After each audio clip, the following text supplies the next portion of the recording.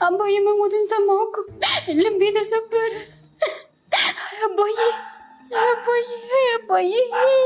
በቃሽ። ከዚህ በላይ እንድታሟርችበት አልፈቅድልሽም። የእውነቴን እኮ ነው። መሞቱን አረጋግጫለሁ። ልክ ነህ። የሀዘን መጨረሻው ዝም ነው። አስከሬኑን ግን ፈልገን ማግኘት አለብን። አባዬ ሰምኛለሽ? ዝም በይ ብዬሻለሁ እኮ። ዝም በይ ቲና። አስከሬን እንዴት ነው ማግኘት የምንችለው? እኔ እንጃ። እንግዲህ ማዘጋጃ ቀብረውት ከሆነ ፎቶውን ይዘን ማፈላለግ ነው። ጀግናዋ ሰራተኛ ትሁቴ አባባን ከታገተበት ቦታ አጋጁን በመደብደብ አባባን ነፃ ወጥተዋለች።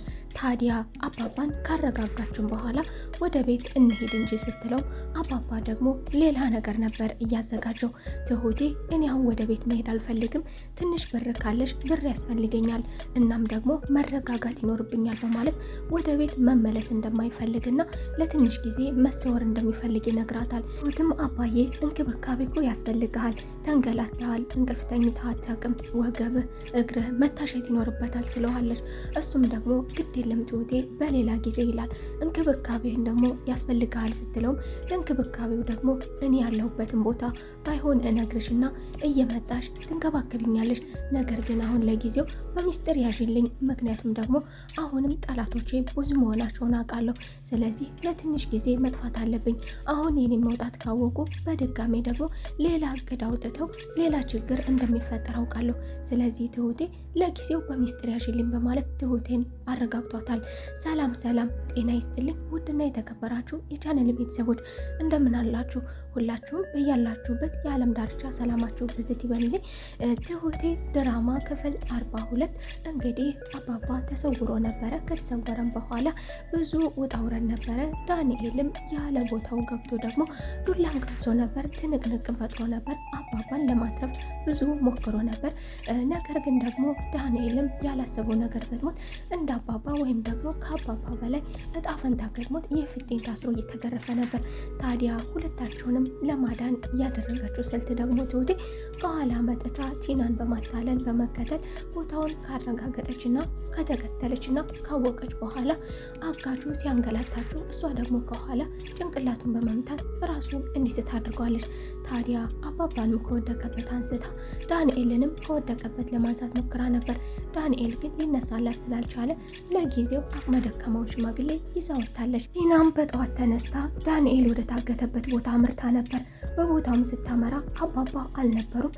ዳንኤል ደግሞ ወድቆ ነበር፣ ተኝቶ ነበር ያገኘችው። ዳንኤልንም ቀሰቀሰችውና ምን ተፈጥሮ ነው ትለዋለች። እንዲሁም ደግሞ አባባስ አጋቹ ሴት ሄዶ ነው ትለዋለች። ዳንኤልም ምንም የሚያውቀው ነገር እንደሌለና አባባ እንዳመለጠ ለመጨረሻ ጊዜ የተመለከትኩት ደግሞ አባባ እጁን እየፈታ ነበረ ሲልም አባባ እንዳመለጠ ይነግራታል። ምን ተፈጥሮ ነው ለመሆኑ አጋቹ ውስጥ ትላለች። እሱም ምንም የሚያውቀው ነገር እንደሌለና እየደበደባቸው እንደነበረ ብቻ ያስታውሳል። ታዲያ ወዴት ተሰውሮ ነው ትላለች። ቲና ገንዘብ አገኛለሁ ብላ ትልቅ ኪሳራ ገጥሟታል። ዳንኤልን ካነሳች በኋላ ካባበሰችና ካጣጠበች በኋላ ወደ ማረፊያ ቦታ ይዛው ሄዳ ነበር። ታዲያ ከተረጋጉም በኋላ ምን ተፈጥሮ ነው ቆይ አባዬስ የት ሄዶ ነው ትላለች። እሱም ምንም የሚያውቀው ነገር እንደሌለና ምንም ነገር እንደማያስታውስ ይነግራታል። ታዲያ ቲናም ደግሞ ይሄ ሰውዬ እሺ አጋቹስ የት ገባ እንበል፣ ለማንኛውም አባዬ የት እንደገባ ማወቅና ማጣራት ይኖርብናል። አባዬን ማግኘት አለብን፣ ስለ አባዬ ማወቅ አለብን፣ ስለዚህ አሁን መመለስ አለብን ትላለች። ዳንኤልም አዎ መመለስ አለብን በማለት ወደ ቤት ሊሄዱ ሲሉ ቲና በጭራሽ እኔ መሄድ የለብኝም፣ አባዬን አስሬ ሳንገላታውና ሳሰቃየው ስለነበረ እኔ ከሱ ፊት መቆም አልችልም፣ አንተ ነህ መሄድ ያለብህ በማለት ባይሆን አንተ ከቤት ውስጥ እየተካሄደ ያለውንና የተፈጠረውን ነገር ምን እንደምታውቅ ታሳውቅ፣ ባይሆን አንተ መሄድ አለብህ፣ እኔ በዚሁ እጠብቃለሁ ትላለች። እናም ደግሞ ሌላ ነገሮችን በዚህ ሁኜ እከታተላለሁ ትላለች። ትሁቴም ወደ ቤት በመመለስ አባባ የነገራትንና ያስጠነቀቃትን ነገር በእኔ የሆነብሽ ያላትን ነገር በተግባር አውለዋለች። ወደ ቤት እንደተመለሰች ስለ አባባ ምንም የምታውቀው ነገር እንደሌላት ለካሊብ ነግረዋለች።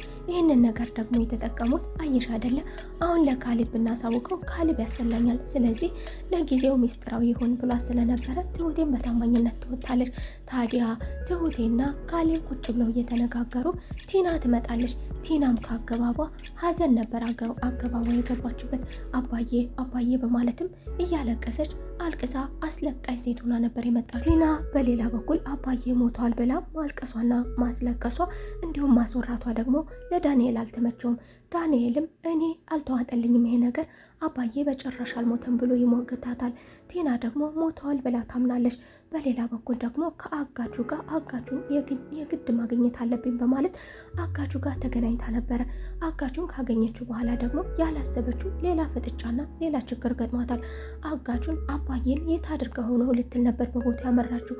እሱ ደግሞ የፊጤን በማሰር አስደብድበሽኛል፣ ስራዬን አበላሽተሽብኛል፣ ስለዚህ አለቅሽም በማለት እሷን ደግሞ የፊጥኝ አስሯታል።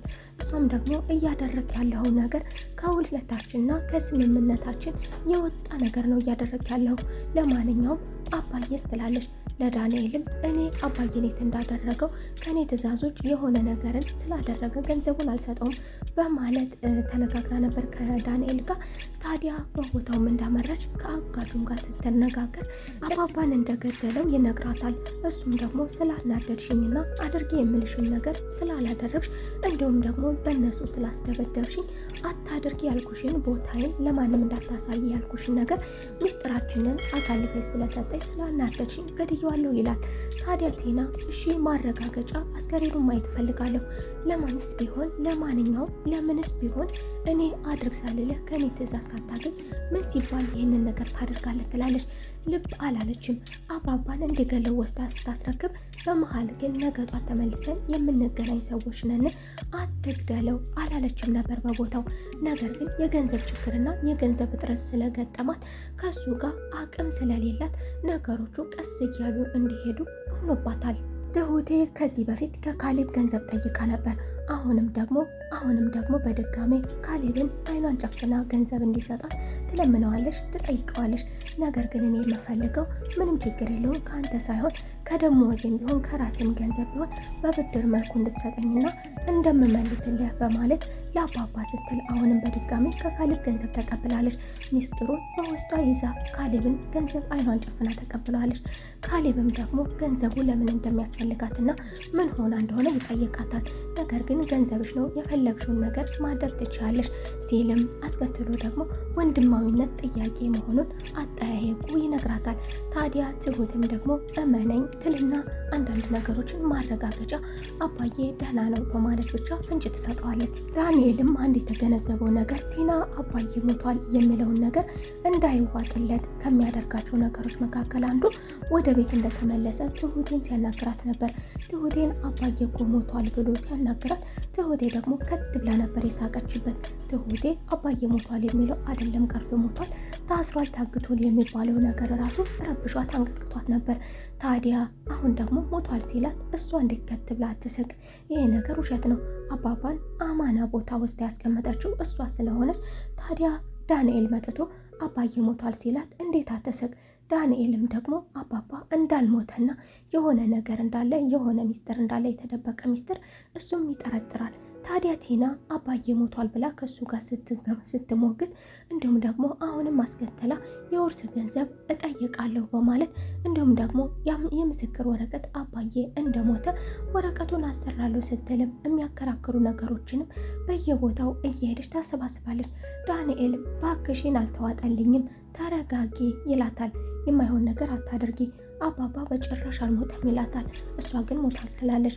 እሱ ደግሞ እኔ አንድ ማስረጃ ልስጥሽ፣ አንድ ያረጋገጥኩበት ምክንያት እኔ ታብዳለች፣ ትረበሻለች፣ ትጮሃለች ብዬ የጠበቅኳት ትሁቴ ራሱ እኔ አባባ እንደሞተ እኮ ስነግራት ከት ብላ ነበር የሳቀችብኝ ይላል። እሷም እንግዲህ ቲና አሁን እዚህ ጋር ሿሿ ተሰርታለች።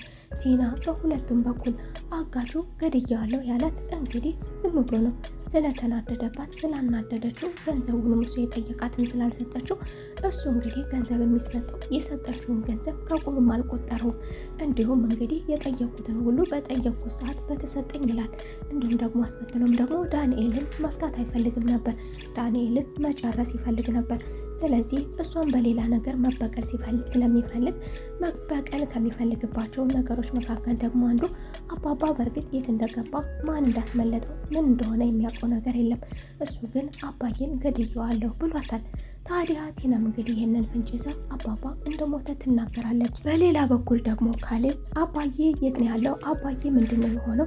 ስለዚህ ስለ አባቴን ካየው ብዙ ቀናቶች ስለሆኑ ስለ አባቴ ምንም ነገር እያወቅኩ ስላልሆነ ስለዚህ አባቴን ለማግኘት እንግዲህ ያሰብኩትን ነገር ማድረግ አለብኝ። ቲናን ማገት አለብኝ። ቲናን በማገት እንግዲህ እሷ ሳግታት የት እንዳደረገችው ታወጣታለች በማለት እንግዲህ ቲና ላይ የሆነ ነገር እንዳቀደ ለትሁት ይነግራታል። ገለል በማድረግ ትሁትም ደግሞ ካሌብ እንድትረጋጋ እፈልጋለሁ በማለት አባባ በእርግጥ እንዳትነግሩ ቢላትም ካሌብ ግን የማይሆን ነገር ሊያደርግ ስለሆነ ትሁቴ የግድ መናገር ያለባትን ነገር በተረጋጋ መልኩ በመጀመሪያ ተረጋጋ በማለት ለካሌብ ትነግረዋለች። ካሌብ ይኸውልህ መረጋጋት አለበት። አባዬን እኔ በራሴ ከአጋቾቹ አውጥቼዋለሁ። እኔ ነኝ ከአጋቾቹ እኔ ያወጣሁት ትለዋለች። ካሌብም ደግሞ ስለምንድን ነው የምታወሩ ይላል። ካሌብ እውነትሽን ነው ወይ ይላል። እሷም እመነኝ፣ በመጀመሪያ እመነኝ። ይህንን ነገር ያደረግነው ደግሞ የአባዬ ማምለጥ እና የአባዬ ደህንነት ሚስጥራዊ እንደሆነ ያደረግነው ደግሞ እኔና አባዬ ተነጋግረን ነው ትላለች። ካሌብም ቆይ አልገባኝም፣ ነገሮቹ ወዴት እያመሩ ነው? ስለምንድን ነው የምታወሪው? ለምንስ ሚስጥር ሆነ? አባዬ ደህና ከሆነ ደህንነቱ ለምን ሚስጥራዊ ሆነ ይላል። እሷም ደግሞ አየህ አይደለ አባዬ ጠላቶቹ ብዙ ናቸው። ስለዚህ ነገሮቹ ለጊዜው እስኪረጋጉ ድረስና ለአባትህ ደህንነት ሲባል እነሱም እስኪረጋጉ ድረስ አሁን ቢያገኙት መልሰው ስለሚገሉ፣ ስለዚህ ለአባዬ ደህንነት ሲባል የግድ መረጋጋትና አባዬን መደበቅ አለብን፣ ነገሮችን ሚስጥራዊ ማድረግ ስላለብን ይህን አድርገናል በማለት ለካሌብ እንግዲህ ትሁቴ አሳውቀዋለች ማለት ነው። የዛሬው ክፍል ይህንን ይመስል ነበር። በቀጣይ ተመልሰን እስከምንገናኝ መልካም ቆይታ